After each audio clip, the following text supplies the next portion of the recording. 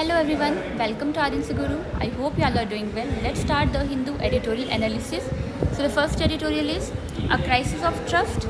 The election commission must be more transparent and impartial in its actions. तो context क्या है आपके पास एडिटोरियल का? जो क्रेडिबिलिटी है इलेक्शन की वो क्रूशियल है फंक्शनिंग ऑफ डेमोक्रेसी के लिए. जो रिसेंट एलिगेशन है against the election commission of India post 2024 general election, उसने रेज कर रहे हैं question about it's neutrality and transparency, जो हाईलाइट कर रहा है ग्रोइंग ट्रस्ट डेफिसिट को between the citizens, political parties and the constitutional bodies. मतलब जो इलेक्शन कमीशन ऑफ इंडिया है, जो उसकी न्यूट्रलिटी और ट्रांसपेरेंसी है पोस्ट 2024, उसके ऊपर जो क्वेश्चन रेज हो रहे हैं, जिसकी वजह से क्या हो रहा है, आपके पास ट्रस्ट डेफिसिट जो है इंक्रीज़ हुआ है between the citizens, political parties and the constitutional bodies. Next आ जाइए, कॉन्स्टिट्यूशनल स्टेटस क्या है आपके पास इलेक्शन कमीशन ऑफ इंडिया का. So election commission of India को एस्टेब्लिश करा गया under article 324 of the constitution, जो कि आपके पास रिस्पॉन्सिबल है for free and fair election conduct करने के लिए to the parliament, state legislature and the offices of the president and vice president. आपको ये याद रखना है कि इलेक्शन कमीशन ऑफ इंडिया कौन कौन सी बॉडीज़ के लिए इलेक्शन कंडक्ट कराता है. जो फंक्शन करता है ऑटोनॉमसली, बट जो उसकी अकाउंटेबिलिटी और ट्रांसपेरेंसी है उसको कोडिफाई नहीं करा गया है मैनी एक्सपेक्ट में. मतलब बहुत सारे ऐसे एस्पेक्ट हैं जहाँ पे उसकी अकाउंटेबिलिटी और ट्रांसपेरेंसी को जो है कोडिफाई नहीं करा गया है. की इशूज़ कौन से जो हाईलाइट हो रहे हैं एडिटोरियल में. सो एलिगेशन है बाय द पॉलिटिकल लीडर्स, जैसे कि राहुल गांधी हो गए, तेजस्वी यादव हो गए, जो क्वेश्चन कर रहे हैं फेयरनेस ऑफ इलेक्शंस को. डिस्क्रिपेंसीज है आपके पास इलेक्टोरल रोल्स के रिगार्डिंग, मतलब वोटर लिस्ट के regarding, and the voter ID के मिस मैचेस जो हैं वो देखने को मिले हैं. So key issues highlighted in the editorial. Allegation by the political leaders, जैसे कि राहुल गांधी हो गए, तेजस्वी यादव हो गए, जो क्वेश्चन कर रहे हैं फेयरनेस ऑफ इलेक्शंस को. डिस्क्रिपेंसीज आपके पास इलेक्टोरल रोल्स में, मतलब आपके पास वोटर लिस्ट में, एंड वोटर आईडी के मिस पैचेज हैं. लैक है आपके पास ट्रांसपेरेंसी का इन वीवीपैट, मतलब voter verifiable paper audit trail operation and the randomisation process.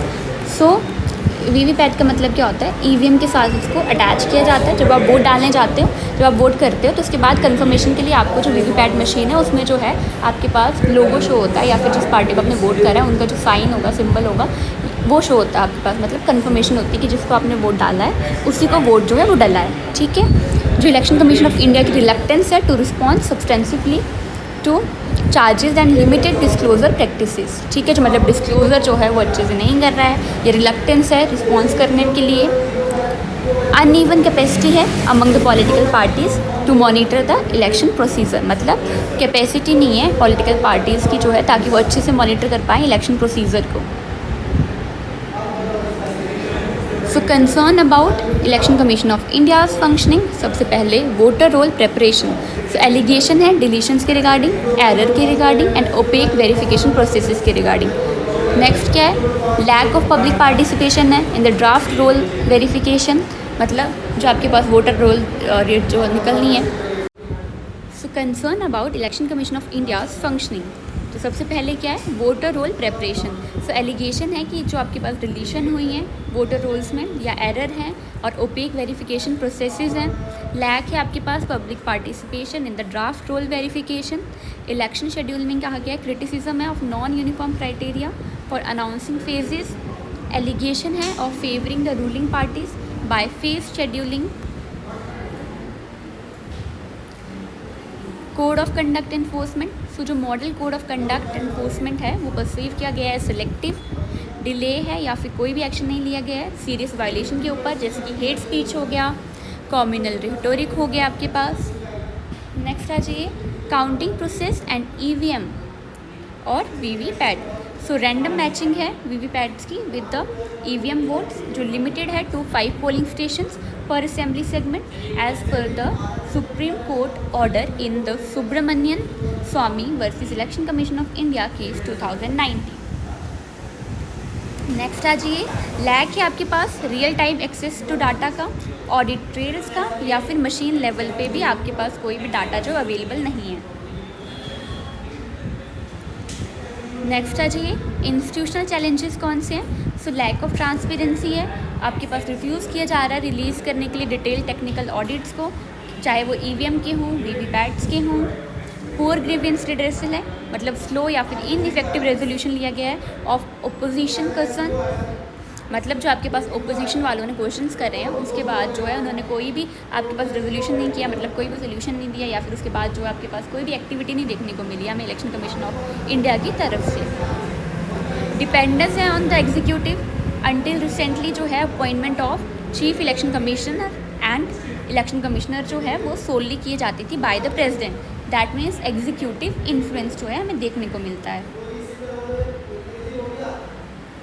So key judicial observations and reforms. So Anoop Baranwal versus union of India 2023 case में supreme court ने order करा था formation of collegium for appointing the chief election commissioner and the election commissioner, जिसमें आपके पास कौन कौन होंगे, पीएम होंगे, लीडर ऑफ अपोजिशन होंगे, चीफ जस्टिस ऑफ इंडिया होंगे, अंटिल जो है पार्लियामेंट जो इनेक्ट ना करे आपके पास कोई भी लॉ को। कंसर्न क्या है इसमें, जो पार्लियामेंट है उसने पास करा है chief election commissioner and other election commissioner appointment, condition of service and term of office act 2023 excluding the chief justice of India from the selection panel, raising fear of politicisation. मतलब जो parliament है उसने law तो पास कर दिया chief election commissioner और other election commissioner के appointment के लिए, बट क्या करा, जो कॉलेजियम उसने बनाया है उसमें चीफ जस्टिस ऑफ इंडिया को एक्सक्लूड कर दिया है। दैट मीन्स पॉलिटिसाइजेशन कर रहे हो आप, पॉलिटिक्स को ला रहे हो आप इसमें अपॉइंटमेंट में भी। So VVPAT and EVM integrity issues, so कोई भी थर्ड पार्टी ऑडिट नहीं है आपके पास वीवीपैट सॉफ्टवेयर का, सेंट्रली प्रोग्राम सॉफ्टवेयर है जो लैक करता है डिसेंट्रलाइजेशन को, अनइवन कैपेसिटी है आपके पास among the political parties to monitor VVPAT EVM linkage. फिर डिमांड है for 100% VVPAT matching by the civil society and opposition, जिसे रिजेक्ट किया गया है by election commission of India, जो साइट कर रहा है लॉजिस्टिकल चैलेंजेस को। नेक्स्ट आ जाइए comparative global practices. So USA में क्या है, डिसेंट्रलाइज इलेक्शन एडमिनिस्ट्रेशन है, पेपर ट्रेल मैंडेटरी है आपके पास वहाँ पे। जर्मनी में जो है डिक्लेयर करा गया इलेक्ट्रॉनिक वोटिंग को unconstitutional in 2009 due to the transparency issues. जो इंडिया है पेपर ट्रेल जो है वीवीपैट जो उसको ऐड करा गया है, बट इसकी जो यूटिलिटी है वो बहुत ज़्यादा लिमिटेड है अनलेस जो है ऑडिटिंग जो है वो बहुत ज़्यादा ना करी जाए। कंक्लूज़न क्या है आपके पास, जो ट्रस्ट है इलेक्शन कमीशन ऑफ इंडिया में वो सिर्फ फेयरनेस के बारे में नहीं है कि जो आपके पास फेयरनेस है पार्टी उसके रिगार्डिंग नहीं है, बट रीअश्योरेंस है आपके पास वोटर के लिए। जो पॉलिटिकल रिटोरिक है आपके पास उसको फिल्टर करने की ज़रूरत है, बट इंस्टीट्यूशनल इंट्रोस्पेक्शन जो है बहुत ज़्यादा नेसेसरी है इस टाइम पे। टाइम है इलेक्शन कमीशन ऑफ इंडिया को ताकि वो मूव करे beyond the procedural defence and actively जो है रिस्टोर करे पब्लिक के कॉन्फिडेंस को। अगर पब्लिक को कॉन्फिडेंस नहीं होगा इलेक्शन कमीशन ऑफ इंडिया में, दैट मीन्स कि उसमें कोई भी न्यूट्रलिटी नहीं है, और इसका मतलब क्या हुआ कि फ्री एंड फेयर इलेक्शंस नहीं कंडक्ट हो रहे। फ्री एंड फेयर इलेक्शन नहीं कंडक्ट हो रहे तो इम्पैक्ट किसको करेगा, डेमोक्रेसी को। ठीक है, डेमोक्रेटिक सिस्टम में सबसे पहले जो आपके पास इंश्योर करना ज़रूरी है कि फ्री एंड फेयर इलेक्शन जो है वो कंडक्ट करे जाएं। तो सबसे बड़ा रोल है आपके पास इलेक्शन कमीशन ऑफ इंडिया का, जो कि वो अच्छे से नहीं निभा पा रहा है। सो ये था आपके पास एडिटोरियल नंबर 1। नेक्स्ट आ जाइए editorial number 2। So fascinating finale, neither India nor England deserve to lose this hard fought series. So context क्या है आपके बारे पास यहाँ पे, सो इवेंट जिसमें 5 मैच जो हुए हैं टेस्ट सीरीज़ के बिटवीन इंडिया एंड इंग्लैंड, जिसमें आपके पास कंक्लूड हुआ है 2-2 ड्रॉ पे। अब आपके पास ये मैटर क्यों कर रहा है यूपीएससी के लिए, so culture diplomacy and soft power के लिए GS2 में, resilience transition and leadership in sport में ऐसे पेपर के लिए, sports infrastructure and athlete wellbeing GS2 governance के लिए, चेंजिंग नेचर जो है ट्रेडिशनल फॉर्मेट्स का, ethics value of tradition versus the innovation. Next आ जाइए इंडिया के टेक अवे कौन से हैं आपके पास टूर से। सो टीम इन ट्रांजिशन, मतलब जैसे कि आपको पता है कि रिटायरमेंट हो चुकी है रोहित शर्मा की, विराट कोहली की, अश्विन की, जो आपके पास एक लीडरशिप और एक्सपीरियंस जो है वैक्यूम क्रिएट कर रही है। जो यंगस्टर्स हैं आपके पास जैसे कि शुभमन गिल हो गए, यशस्वी जायसवाल हो गए, KL राहुल हो गए, सिराज जो है उन्होंने स्टेप अप करा है। ठीक है, जो शुभमन गिल की लीडरशिप है वो शो कर रही है पॉइज एंड स्ट्रेटेजिक मैच्योरिटी, जो गाइड कर रही है एक ट्रांजिशनल टीम को इन अ टफ अवे सीरीज। सो की परफॉर्मेंस कौन से हैं आपके पास, सो गिल ने 754 रन जो सिक्योर कर रहे हैं आपके पास इन द सीरीज़, जो शो कर रहा है इंडिया के बेंच स्ट्रेंथ को इन बैटिंग। सिराज ने 23 विकेट्स लिए हैं, जो spear headed the bowling attack despite the absence of Shami. Jadeja and Sundar ने कंट्रीब्यूट किया एज ऑलराउंडर, जो हाईलाइट कर रहा है डेप्थ को। So test cricket in a changing world, जो 5 डे फॉर्मेट है वो प्रोवाइड करता है उसकी वर्थ को। सभी मैचेस जो हैं वो डे 5 तक गए हैं, जो शोकेस कर रहा है इंड्योरेंस को, स्ट्रेटजी को एंड एडेप्टेबिलिटी को, रिफ्यूट कर रहा है arguments for 4 day test. England का जो वॉज बॉल स्ट्रेटजी है अग्रेसिव है, फास्ट पेस्ड क्रिकेट है, जो पुट कर रहा है इंडियन बॉलर्स को अंडर प्रेशर। जो इंडियन बॉलर्स हैं उन्होंने अडेप्ट करा है इफेक्टिवली डिस्पाइट दिस, जो इंडिकेट कर रहा है टेक्टिकल एवोल्यूशन को। जो इंग्लैंड की स्ट्रेंथ है, जो लीडरशिप है उनकी by Ben Stokes until his injury. So Joe Root's की जो परफॉर्मेंस रही है आपके पास वो सिग्नल कर रही है potential to overtake the Tendulkar test runs record. So next आ जाइए player fitness and scheduling crisis. So injury toll, जो जसप्रीत बुमराह है उन्होंने प्ले करा 16 मैचेस को। क्यों? क्योंकि स्टोक्स जो हैं उन्होंने मिस कर दिया फिनाले टेस्ट को ड्यू टू इंजरी, जो रिफ्लेक्ट कर रहा है ओवरबर्डनिंग को due to tight international and league schedules, जैसे कि IPL हो गया आपके पास। जो सिराज की फिटनेस है उसने जो है आपके पास उन्होंने 5 मैच जो है प्ले करे with the consistent pace, stand out amid injury concerns, मतलब उनको इंजरी होने के बाद भी उन्होंने जो 5 के 5 टेस्ट जो है वो प्ले करे। मॉडर्न शेड्यूलिंग वोज, सो कोई भी वार्म अप गेम्स नहीं है, रश्ड ओवरसीज टूर्स हैं आपके पास, जो इंक्रीज़ कर रहा है इंजरी रिस्क को एंड पुअर एडेप्टेशन। नेक्स्ट आ जी soft power and culture diplomacy. So cricket as a diplomatic tool, जो इंडिया इंग्लैंड क्रिकेट टाइज हैं वो सिम्बलाइज कर रही हैं deep people to people connection को, इनक्रेज कर रही हैं बायलैटरल गुडविल को, और स्पेशली पोस्ट ब्रेक्सिट मतलब ब्रिटेन के एग्जिट के बाद, जहाँ पे UK जो है कीन है on the Indian partnerships. Diaspora connect, so large Indian diaspora जो है UK में वो पैशनेटली जो है फॉलो करती है सच सीरीज़ को, जो एड करता है इंडिया की सॉफ्ट पावर इन्फ्लुएंस में। So broadcast reach and the culture export, जो सीरीज़ है उनको उसको जो है ग्लोबली वॉच किया जा रहा है, जो एनहांस कर रहा है India's brand as a cricketing power house and a culture influencer. Broader reflection for S and ethics, so themes of broader reflection for essay and ethics. So themes for essay paper: tradition versus innovation, the battle for cricket soul, sport as a mirror of society, resilience, leadership and transition. So endurance in an age of speed, why test cricket still matters, ethical dilemmas, so player workload versus commercial scheduling, IPL हो गया, international tours हो गए, prioritising short formats, money driven versus preserving the longer classical format. Next आ जाइए GS paper 2 governance and policy के लिए। So issues क्या आपके पास स्पोर्ट्स गवर्नेंस में नीड है आपके पास quality for GS paper 2 governance and policy. Issues कौन से हैं? स्पोर्ट्स गवर्नेंस में नीड है आपके पास पॉलिसी इंटरवेंशन की on player workload, management, injury rehab and the rest periods. So role क्या है आपके पास BCCI का एंड ICC का। BCCI is board of control for cricket in India, जो एक private autonomous and non statutory body है। ये direct control of Indian government के अंडर नहीं है। इसको जो है एस्टेब्लिश करा गया है as a society under the Tamil Nadu societies registration act, और एक गवर्नमेंट ओन्ड और कंट्रोल्ड एंटिटी नहीं है आपके पास, ठीक है। ICC क्या है आपके पास? इंटरनेशनल क्रिकेट काउंसिल, ठीक है, और इसके जो करंट चेयरमैन है आपके पास वो है J शाह। सो रोल क्या है आपके पास BCCI का और ICC का, इनको जो है कोलैबोरेट करने की ज़रूरत है ताकि प्रायोरिटाइज करा जाए एथलीट हेल्थ को एंड सेफगार्ड किया जाए टेस्ट क्रिकेट की सैंक्टिटी को। इंफ्रास्ट्रक्चर गैप क्या है आपके पास?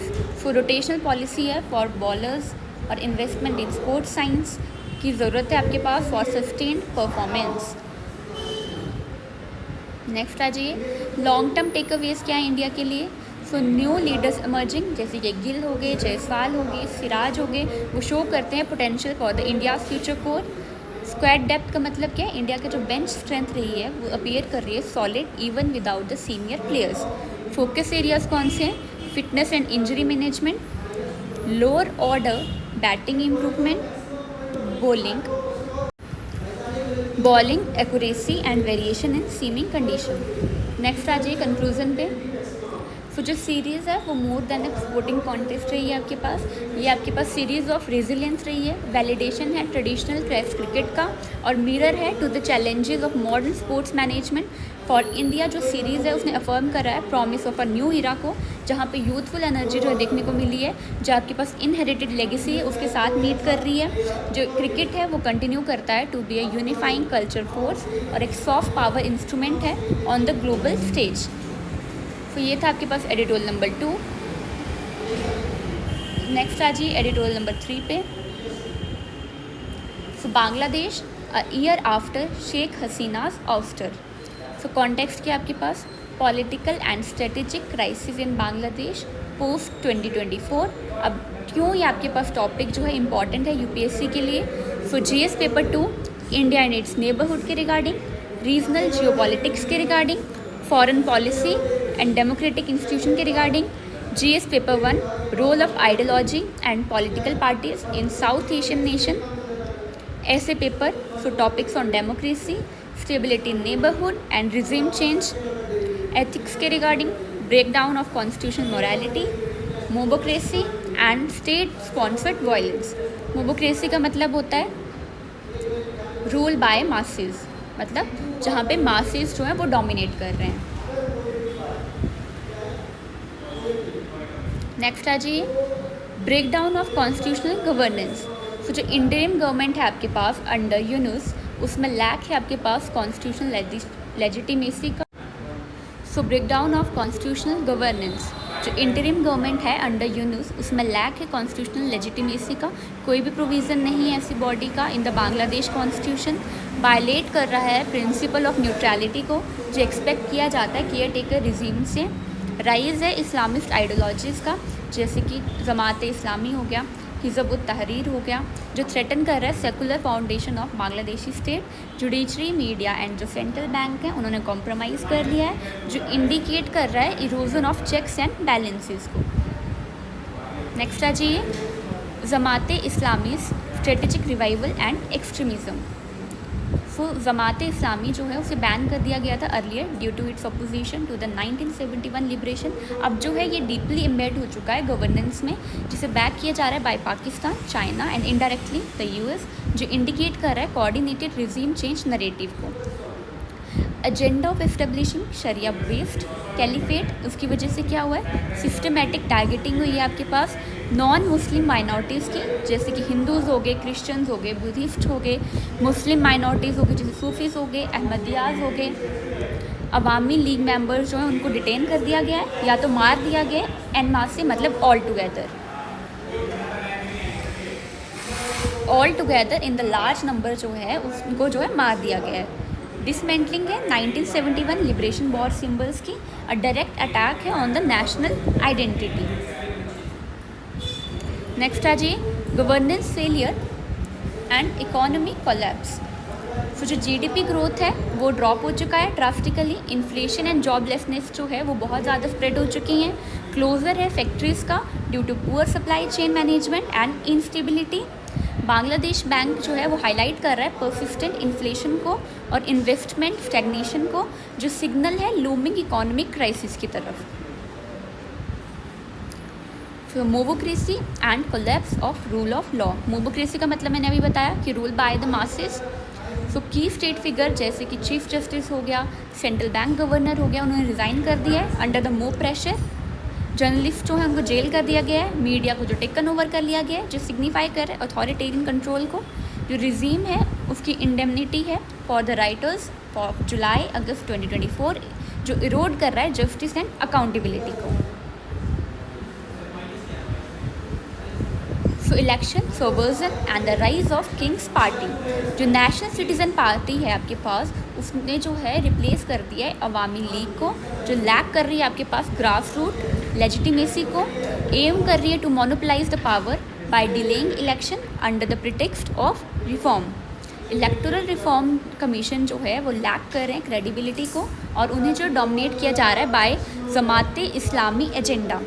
पब्लिक बैकलैश है एट गोपालगंज इंसिडेंट, जहाँ पे अटैक हुआ था शेख मुजीब जो है उनके मौसोलियम पे, जिसकी वजह से क्या हुआ है, टाइड जो है उनके अगेंस्ट जो है रिजीम के अगेंस्ट जो है टर्न हो चुकी है, मतलब लोग जो है उनके खिलाफ हो चुके हैं। India strategic patience and the diplomatic balancing. So India जो है उसने मेंटेन करा है अपने एंगेजमेंट को despite the provocations and anti India propaganda. अप्रैल 2025 में पीएम मोदी जो है उन्होंने रीट्रेट करा था इंडिया की सपोर्ट को for the democratic stable and inclusive Bangladesh. जो इंडिया की अप्रोच है people centric non interventionist diplomacy है, जो अवॉइड कर रही है रिजीम इंगेजमेंट को बट सपोर्ट कर रही है इंस्टीट्यूशनल प्रोसेसेस को। जो बांग्लादेश है उसने ज्वाइन करा है चाइना पाकिस्तान ब्लॉक को, जिसकी वजह से इम्पैक्ट हो सकता है security in the north east, bay of Bengal maritime stability and the BIMSTEC SAGAR strategy. So BIMSTEC क्या है आपके पास, bay of Bengal initiative for multi sectoral technical and economic cooperation, और इसके जो हेडक्वार्टर्स हैं वो आपके पास ढाका बांग्लादेश में ही है। इसको एस्टेब्लिश करा गया था जून 6, 1997 को following the Bangkok declaration. So next आ जाइए जियोपॉलिटिकल इम्प्लीकेशन। जो ट्रायंगुलर एक्सिस हैं आपके पास पाकिस्तान चाइना एंड बांग्लादेश की, वो फॉर्म हो रही हैं, जिसकी वजह से क्या हो सकता है इंडिया का जो ईस्टर्न फ्लैंक है वो थ्रेटन हो सकता है। शिफ्ट है आपके पास यूएस पोस्चर में, परसीव टिकट सपोर्ट है फॉर द रिजीम चेंज, जिसकी वजह से क्या हुआ है क्वेश्चन रेज हुए हैं about the US consistency in promoting the democracy. सास का जो इररिलेवेंस है आपके पास उन्हें फर्दर री इन्फोर्स कर दिया है बाय ग्रोइंग द इंस्टेबिलिटी। जो सार्क की इररिलेवेंस है वो फर्दर री इन्फोर्स हुई है बाय ग्रोइंग इंस्टेबिलिटी। तो सार्क क्या है आपके पास, South Asian association for regional cooperation.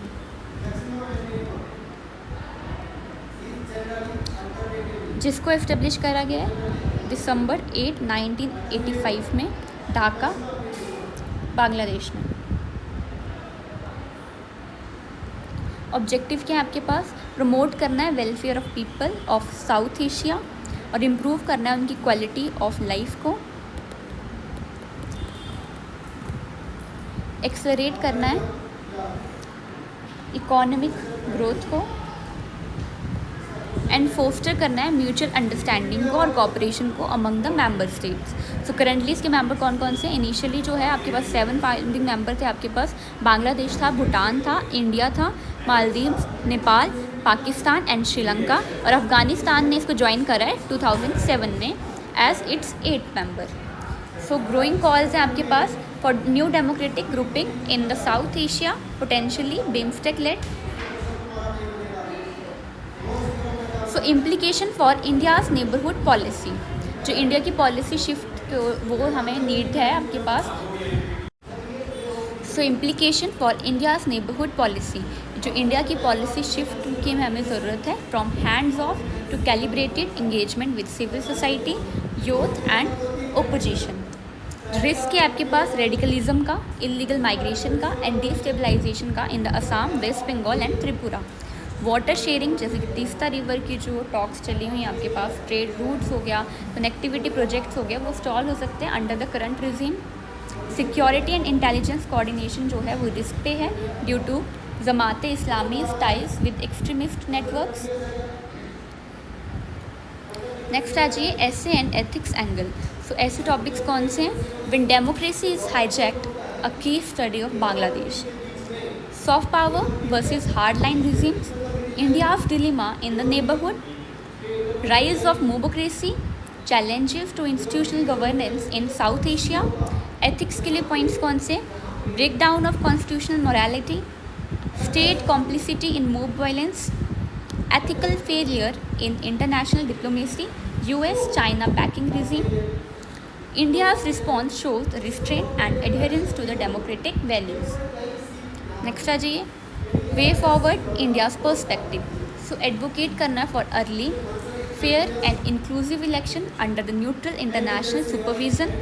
Deepen करना है ties with the Bangladeshi civil society, students and diaspora, ताकि काउंटर किया जाए रेडिकल प्रोपोगेंडा को.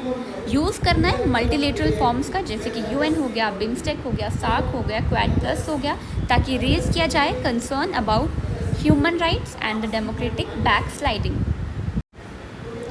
सो यूज़ करना है मल्टीलेटरल फॉर्म्स को, जैसे यूएन हो गया, बिम्स्टेक हो गया, सार्क हो गया, क्वाड प्लस हो गया, ताकि रेज किया जाए concern about human rights and democratic back sliding. India को जो है प्रिपेयर करना है फॉर द कंटिजेंसीज, जैसे कि रिफ्यूजी इन्फ्लक्स हो गया, बॉर्डर अनरेस्ट हो गया, या increased cross border terror activities हो गई. सो ये था आपके पास एडिटोरियल नंबर 3. नेक्स्ट आ जाइए editorial number 4, the missing link in India's battery waste management. So context किसकी रिगार्डिंग है आपके पास, जो रैपिड ग्रोथ है ईवी अडॉप्शन में and battery energy storage systems में due to the India's decarbonisation and net zero 2070 goals. जो projected battery demand है from 4 giga. So editorial number 4, the missing link in India's battery waste management. So context क्या आपके पास, जो rapid growth है EV adoption में और battery energy storage systems में due to India's decarbonisation and net zero 2070 goals. So projected battery demand जो है from 4 gigawatt hours 2023 to 139 gigawatt hours 2035 जो इंक्रीज़ करने वाली है. गीगावाट आवर्स का मतलब क्या होता है,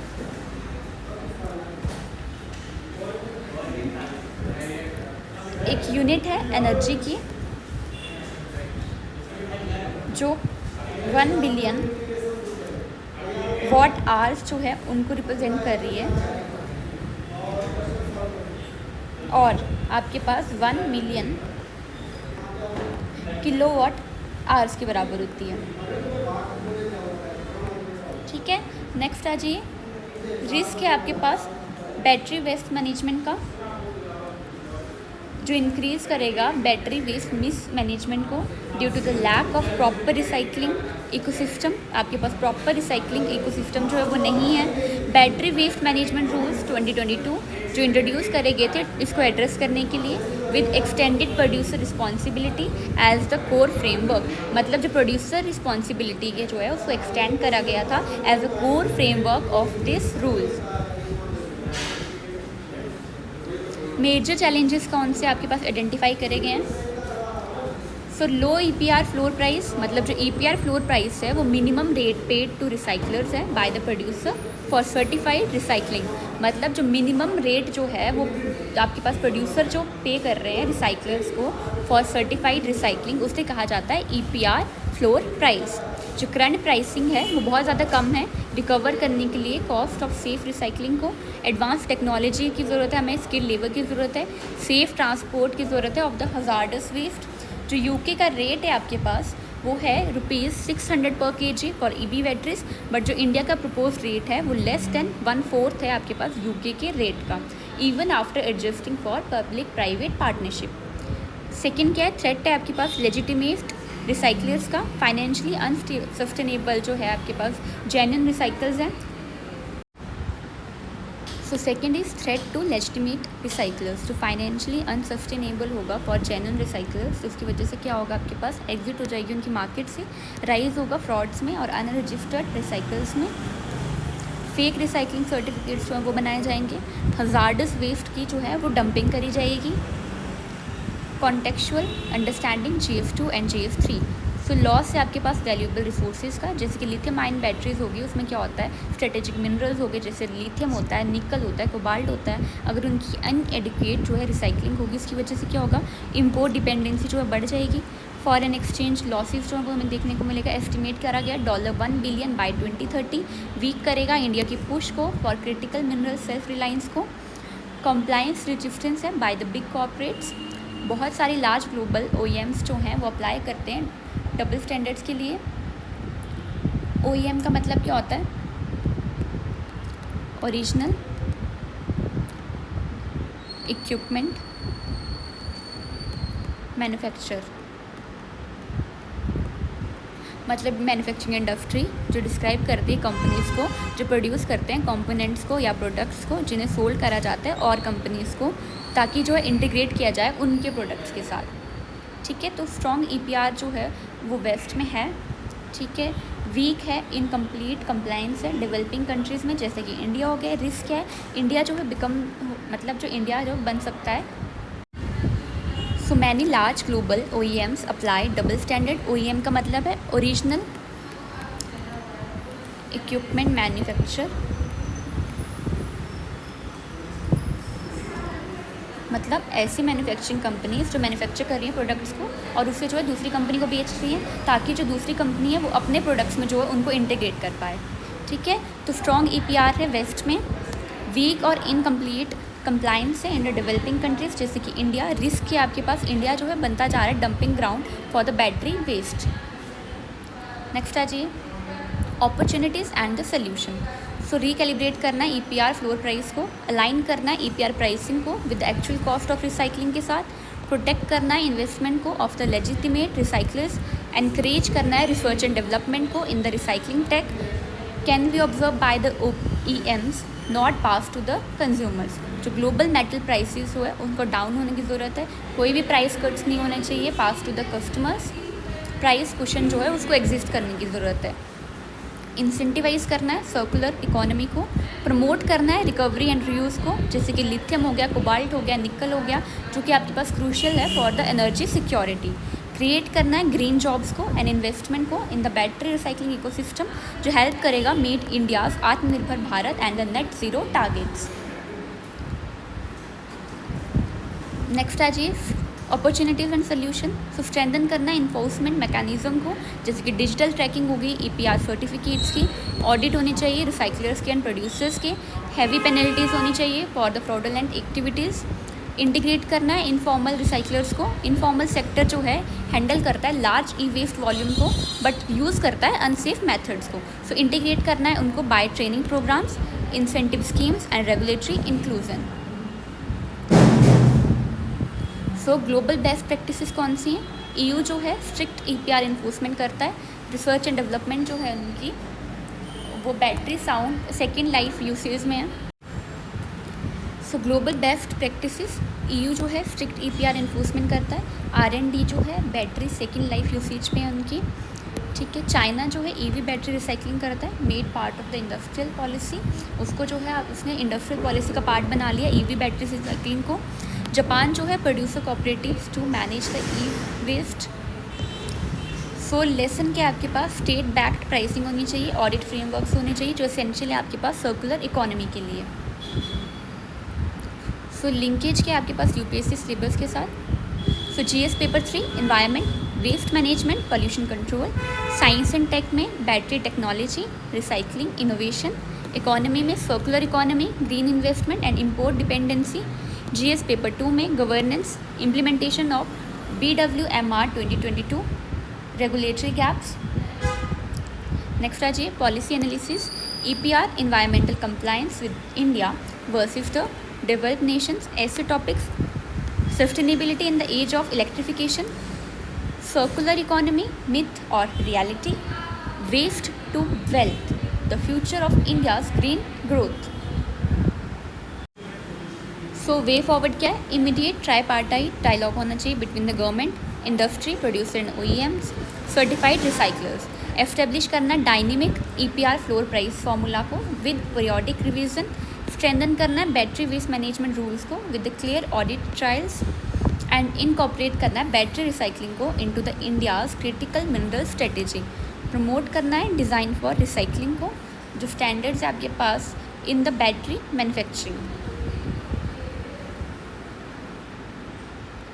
कंक्लूजन के आपके पास जो बैटरी बेस्ड है वो सिर्फ एक इन्वायरमेंटल हिजार्ड नहीं है बट एक स्ट्रेटेजिक एंड इकोनॉमिक अपॉर्चुनिटी है। इंडिया जो है स्टैंड करता है एट क्रॉस रोड जहाँ पे right policy intervention especially a fair and effective EPR regime turn कर सकता है लूमिंग क्राइसिस को into a green industrial revolution. So ये था एडिटोरियल नंबर 4। आई होप आपको समझ आया हो। अगर आपको वीडियो पसंद आई है तो please like, comment and subscribe Aryan Guru. And PDF का जो लिंक है वो डिस्क्रिप्शन बॉक्स में दिया गया है, आप जाके देख सकते हैं। Thanks for watching and have a good day.